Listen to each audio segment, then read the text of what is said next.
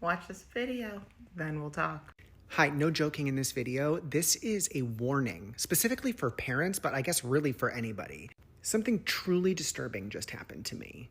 I just stopped for gas on my way home, and while I was there, I wanted a beverage, so I went to go inside. So as I'm walking in, I am approached by a child. I mean, this kid, he was maybe 14 years old, and he comes up to me and he says, "Hey, can you buy me some Feel Free?" I didn't understand what he was talking about, but I said, "Do you need food or something?" And he said, "No, I need Feel Free." And I was like, "I'm sorry, no." And this young kid lunged at me and tried to take my wallet out of my hand. I grabbed it really fast and I just went inside. So I go inside, I grab my drink, I go up to the cashier and I was like, "Hey, just so you know, there's like some kid out there. He was asking me to buy something for him." And he like tried to grab my wallet and she was just like, "Oh my gosh, it's this." And she pointed to this little blue bottle on the counter that I've never seen before. Looks like that. And I was like, "Oh, what's that? Like a 5-hour energy?" And she was like, "No, this stuff is so sad. I have people coming in here 5-6 times a day to get this. It's so addictive. And people lose their minds. People act like actual crackheads or like they have heroin addictions over this little drink." So I get home and I look into this. People are literally going to rehab over this drink that is legal in most states in the US that is sold at gas stations. I mean, it's called Feel Free, but traps you in addiction. That feels very nefarious. But I don't think that we talk enough about things that are legal but sold next to gum and energy drinks. And yeah, this kid was so young, and like his face is like just burned into my memory about how lost he looked. So please be careful. So some of you know this, some of you don't, but when I say that I'm a journalist on this platform, that means that while I share my thoughts, opinions, and things that I look up and general questions that I want us all to ponder on here, my journalism job is that I study the politics of food, beverage, and travel. Why? Because everything that we eat, everything that we drink, and everywhere that we go is inherently political. That is a whole other conversation.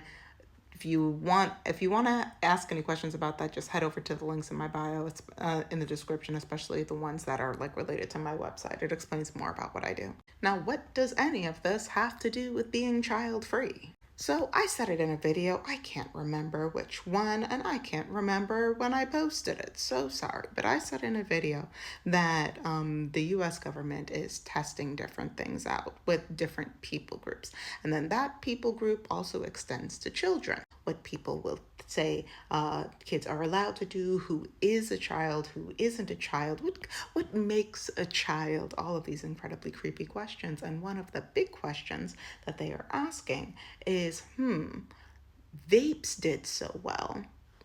What are we legally allowed to feed the next generation that would hook them in a way that would continue to perpetuate different food industries that also are linked to diseases that will require ongoing care? It worked out very well, very effectively with vapes, because vapes, while having even more nicotine than cigarettes have had, vapes were specifically marketed towards children with the fun colors and then the fun flavors with the bubble gum and the super sweet. Ooh, it's so fun.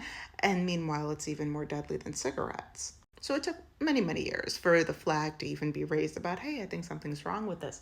But even though it's like, oh, hey, I think something's wrong with this, it hasn't actually been shut down, which lets and let's not even really dive into all of the physical things that come into that, the medical situations. We now have popcorn lung. Young adults are dying from popcorn lung. You don't know what it is? Look it up. We got other things to discuss in this video.